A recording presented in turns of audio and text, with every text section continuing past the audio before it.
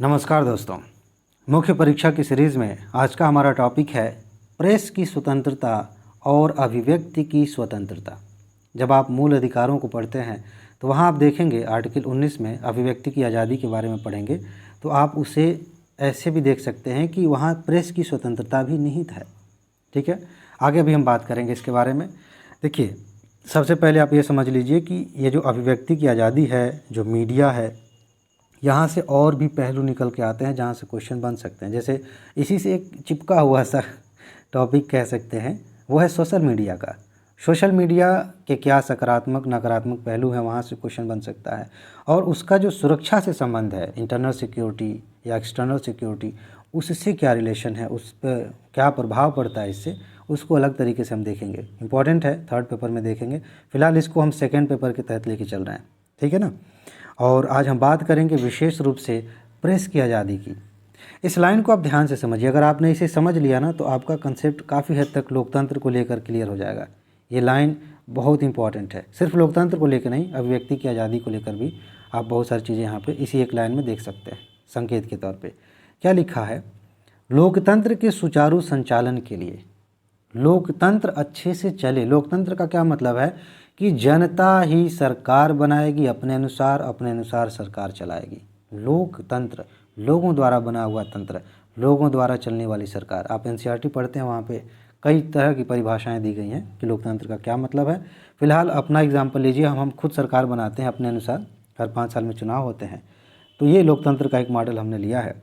तो उसके सुचारू संचालन के लिए विचारों का मुक्त आदान प्रदान ज़रूरी है। जो मैं सोच रहा हूँ, जो आप सोच रहे हैं, वो हम एक दूसरे से बांटेंगे नहीं, एक दूसरे से बताएंगे नहीं, तो पता कैसे चलेगा कि हम चाहते क्या हैं।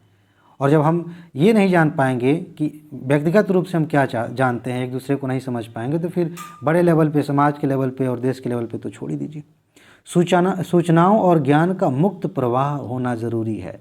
जो इन्फॉर्मेशन है, ज़रूरी इन्फॉर्मेशन है, ज़रूरी ज्ञान है, वो भी एक जगह से दूसरे जगह जाए, मुझसे आप तक पहुँचे, आपसे किसी और तक पहुँचे, ये भी लोकतंत्र के लिए ज़रूरी है।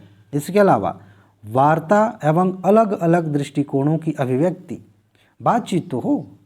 देखिए, अभी क्या है, एक बहुत बड़ी समस्या हमारे यहाँ ये है कि सांप्रदायिकता बढ़ रही है। कुछ लोग कहेंगे कि नहीं बढ़ रही है, हम बहुत सहिष्णु हैं, लेकिन एक दिखता हुआ मुद्दा तो है जिस पर बात होती है, डिस्कशन होता है। क्या है कि अगर दो संप्रदायों के बीच में सांप्रदायिकता बढ़ती हुई दिख रही है, आप एक उपाय कर दें, उनके बीच वार्ता कराएं, बात हो, एक दूसरे की समस्याएं समझें, एक दूसरे की भावनाओं को समझें, सब सारी सांप्रदायिकता उधर कूड़े में चली जाएगी, उसका कोई महत्व नहीं रहेगा। वार्ता नहीं होती तो एक दूसरे के प्रति संदेह होता है, दुनिया भर की चीज़ें होती हैं। तो ये हो, और अलग अलग दृष्टिकोणों की अभिव्यक्ति, मैं कुछ और सोच रहा हूँ, आप कुछ और सोच रहे हैं, इसकी अभिव्यक्ति जब होगी, जब हम समझेंगे, तब हम जान पाएंगे कि हम क्या चाहते हैं, एक व्यक्ति के रूप में, एक देश के रूप में। और अभिव्यक्ति की स्वतंत्रता काफ़ी हद तक महत्वपूर्ण है, बहुत ज़्यादा महत्वपूर्ण है। किसके लिए? लोकतंत्र के सुचारू संचालन के लिए। सिर्फ इतना ही नहीं है, ये सारी चीज़ें एक इंसान के जीवन को बेहतर बनाने के लिए भी ज़रूरी हैं। आप इस लाइन का इस्तेमाल कर सकते हैं इंट्रोडक्शन में, किसी ऐसे प्रश्न के इंट्रोडक्शन में जो अभिव्यक्ति की आज़ादी की बात करता है या फिर प्रेस की आज़ादी की बात करता है। अब हम आते हैं मुद्दे पे कि क्वेश्चन अगर बना और उसमें एक डायमेंशन ये जोड़ दिया गया कि प्रेस की आज़ादी ज़रूरी क्यों है, तो आप उसमें क्या लिखेंगे? आप प्रेस को मोटे तौर पे मेन स्ट्रीम मीडिया आप समझ सकते हैं, जैसे अखबार आप पढ़ते हैं, टीवी देखते हैं, है ना, तो उससे आप समझ सकते हैं। पहली बात देखिए क्या है, ये जो प्रेस है ना, प्रेस की आज़ादी का मतलब थोड़ा और समझ लीजिए कि जो व्यक्ति वहाँ है, जो व्यक्ति सूचना दे रहा है, वो निष्पक्ष होके, अपने तरीके से आज़ाद होके, बिना किसी बंधन के, जो सही चीज़ है, जो है सो है, उसे दिखा रहा है आज़ादी के साथ। ठीक है, बाकी जो ऊपर लाइनें मैंने बताई हैं वो सब इसी में निहित हैं। इसमें जगह जगह कहीं आप देखते हैं डिबेट होता है, कहीं बातचीत होती है। हालांकि आजकल ऐसा होता है कि आपस में झगड़ा, गाली गलौज सब हो जाता है लेकिन ये भी आप कह सकते हैं कि इसका एक नेचर है। तो इसकी आवश्यकता क्यों है? प्रेस आज़ाद क्यों होनी चाहिए? ध्यान से समझिएगा। एक स्वतंत्र प्रेस ही अपने नेताओं की सफलताओं या विफलताओं के बारे में नागरिक को सूचित कर सकता है। ध्यान रखिएगा, स्वतंत्र प्रेस। अगर इन मीडिया हाउसेस में नेताओं का दबदबा है, जो लोग सरकार में हैं या विपक्ष में हैं, उनका असर है, तो वो होने नहीं देंगे, अपने खिलाफ बोलने नहीं देंगे। अगर आप न्यूज़ देखते हैं, अक्सर इस तरह की बातें आती हैं कि बहुत सारे मीडिया हाउसेज ऐसे हैं जो सरकार की के पक्ष में बात करते हैं, उनके खिलाफ बात ही नहीं करते। तो ध्यान दीजिएगा, ये इम्पॉर्टेंट है। अगर प्रेस स्वतंत्र नहीं, आज़ाद नहीं है, तो नेता जो काम कर रहे हैं, कितना अच्छा कर रहे हैं, कितना बुरा कर रहे हैं, उसके बारे में नागरिकों को पता ही नहीं चलेगा। आखिर हम तक सूचनाएं कैसे आती हैं? आप कैसे जानते हैं? करंट अफेयर के बारे में आप कैसे जानते हैं? आप पढ़ाई कर रहे हैं, मान लीजिए आम नागरिक की एक अलग चॉइस है न्यूज़ देखने की, आप कैसे जानते हैं? आप द हिंदू पढ़ेंगे, मतलब पढ़ते होंगे, अच्छी बात है, इंडियन एक्सप्रेस पढ़ते हैं, दैनिक जागरण पढ़ते हैं, हिंदुस्तान टाइम्स, जो भी पढ़ते हैं आप, न्यूज़ के माध्यम से, प्रेस के माध्यम से आप पढ़ रहे हैं ना। तो अगर जो व्यक्ति अखबार छाप रहा है वो निष्पक्ष नहीं है, तो आपके पास वही चीज़ें पहुंचेंगी जो वो चाहता है, वो नहीं जो सच्चाई है, वो नहीं जो आपकी ज़रूरत थी। समझ रहे हैं ना? इसलिए प्रेस आज़ाद होना बहुत ज़रूरी है। इससे नैरेटिव चेंज हो जाते हैं, इससे लोगों की सोच प्रभावित होती है। आगे देखिए, यह लोगों की ज़रूरतों और इच्छाओं को सरकारी निकायों तक पहुंचाता है। मीडिया वाले आप देखते हैं कि कहीं बाढ़ में पहुंच गए हैं माइक लेके, आदमी डूब रहा है, और बताइए क्या हालचाल है, कैसे डूबे हुए हैं, क्या महसूस कर रहे हैं। वो आदमी बताते भैया खाने पीने की व्यवस्था करो, पहले निकालो हमको। कहने का मतलब ये है सिंपल कि मीडिया वाले ही, प्रेस वाले ही जनता तक जाते हैं, उनको अपने चैनल पे, अपने अखबार में दिखाते हैं, तब हमें पता चलता है, सरकार को पता चलता है कि लोगों की क्या ज़रूरतें हैं। आप बताइए, सरकार में आप होंगे तो क्या आप घर घर पूछने जाएंगे कि भाई हम क्या करें आपके लिए? सबसे बढ़िया माध्यम ये होता है कि आप न्यूज़ के माध्यम से जानते हैं। आप जब डीएम बन जाएंगे ना, आप देखेंगे कि इस अखबार का, जो आपके ज़िले में अखबार आ रहा होगा, जो लोकल न्यूज़ होगी, उसका आपके लिए कितना ज़्यादा महत्व होगा। जब आपको रिपोर्ट बनानी होगी, रिपोर्ट बना के ऊपर भेजना होगा, तब आप देखेंगे कि इसका कितना महत्व है। पेपर की कटिंग लगानी पड़ती है, बहुत सारी चीज़ें करनी पड़ती हैं। आप उसी के माध्यम से जानते हैं कि आपके ज़िले में, आपके क्षेत्र में कौन सी सिचुएशन कैसी है, कहाँ पे क्या चल रहा है। समझ रहे हैं ना? तो ये बड़ा इंपॉर्टेंट है। उसमें मीडिया का रोल, उसमें प्रेस का रोल बहुत ज़्यादा इंपॉर्टेंट है, सरकार को पता चलता है। समझ रहे हैं ना?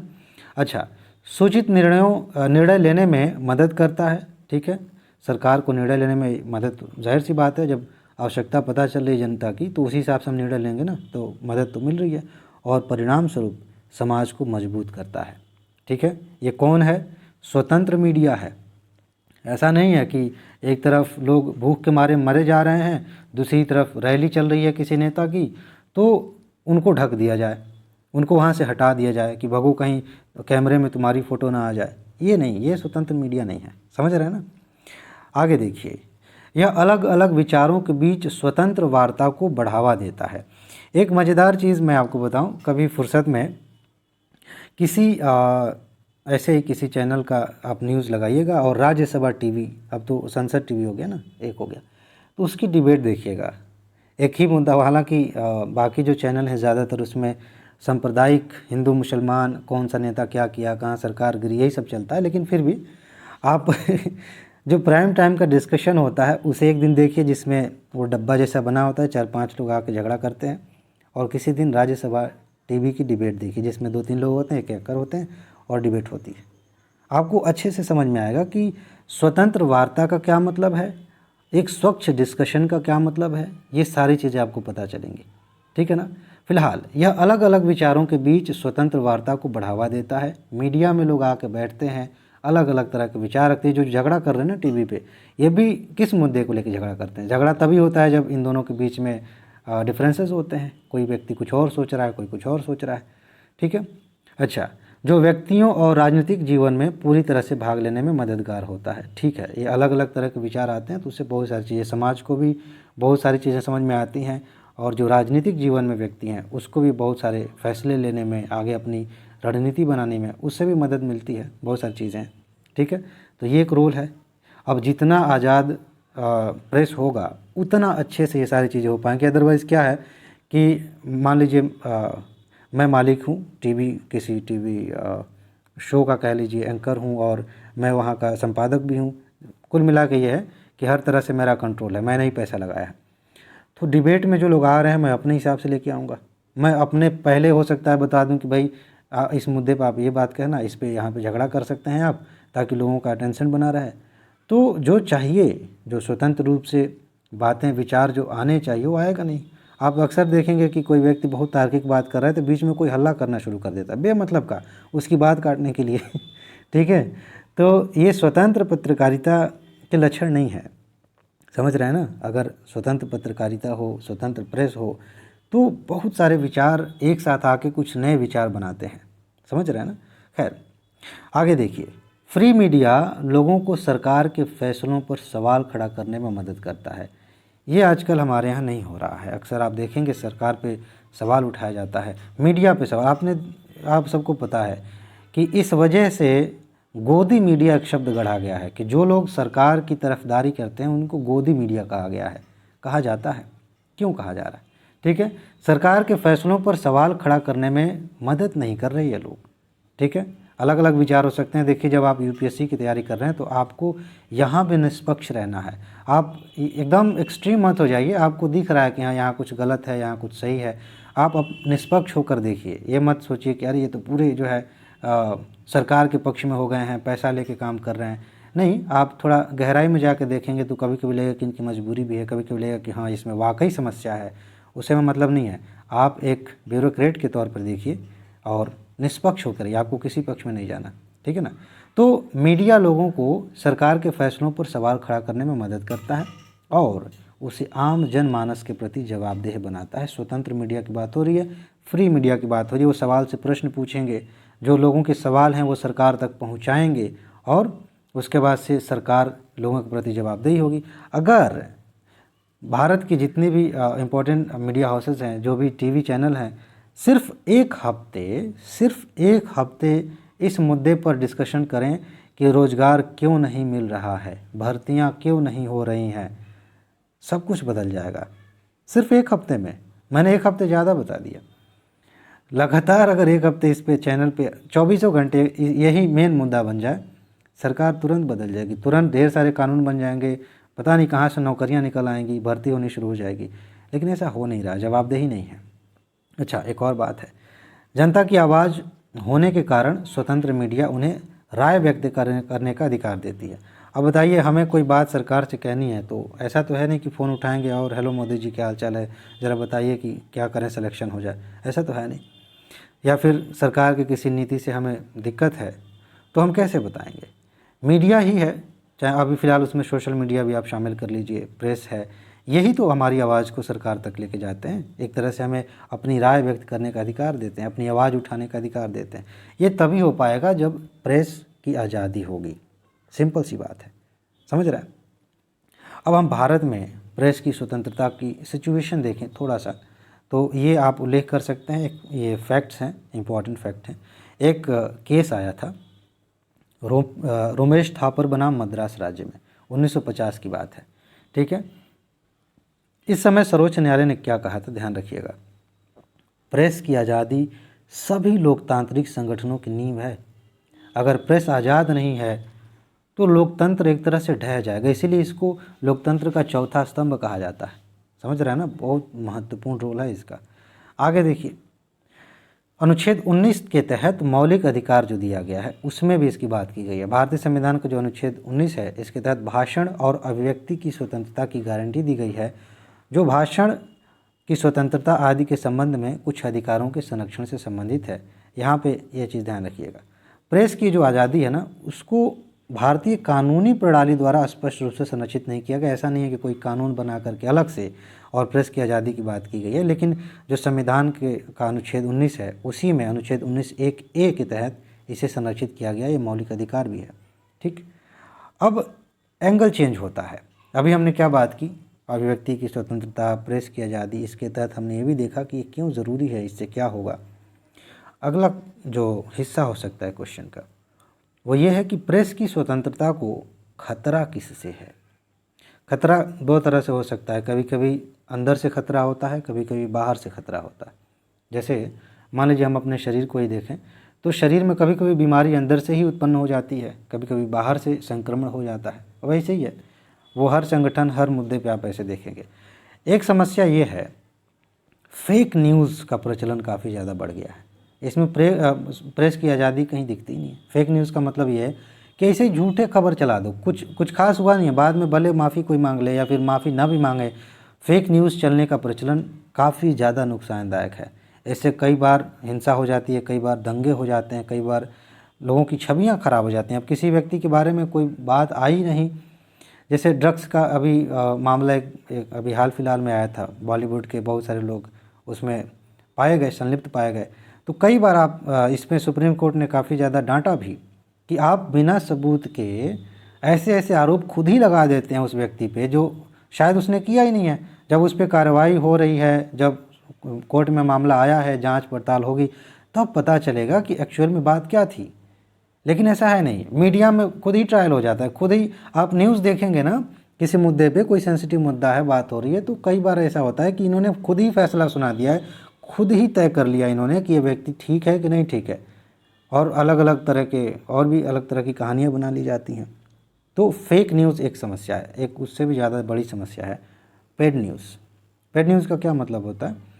बहुत सारे लोग जो जिनके पास पैसे हैं, चाहे वो बिजनेसमैन हों, चाहे नेता हों, चाहे ऐसे ही फेमस पर्सनालिटी हों, वो पैसे देकर न्यूज़ बनवाते हैं, न्यूज़ क्रिएट किए जाते हैं अपने फेवर में कोई चीज़ हासिल करने के लिए, चाहे वो फेम हो, चाहे पैसा हो, चाहे बिजनेस में कोई फ़ायदा हो, या वोट पाना हो।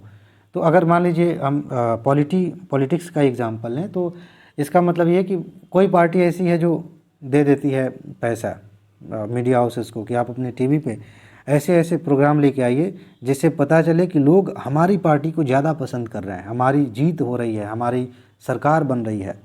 तो इससे क्या होता है कि जब बार बार दिन रात यही चलेगा तो जो आम जनता है, जो भी लोग हैं, बार बार देखते हैं, उन्हें लगता है कि हाँ यार, लग रहा है कुछ तो बात होगी, कुछ तो बात है, और इस तरह से दिखाया भी जाता है अच्छी अच्छी बातें। ये अगर स्वतंत्र रूप से हो रहा है कोई दिक्कत नहीं है, लेकिन अगर पैसे दे के कराए जाते हैं तो बड़ी समस्या है, लोकतंत्र के लिए बहुत बड़ा खतरा है। क्योंकि इसमें आप क्या अपनी अभिव्यक्ति कैसे कर पाएंगे? आपको तो गलत सूचना दी गई है ना।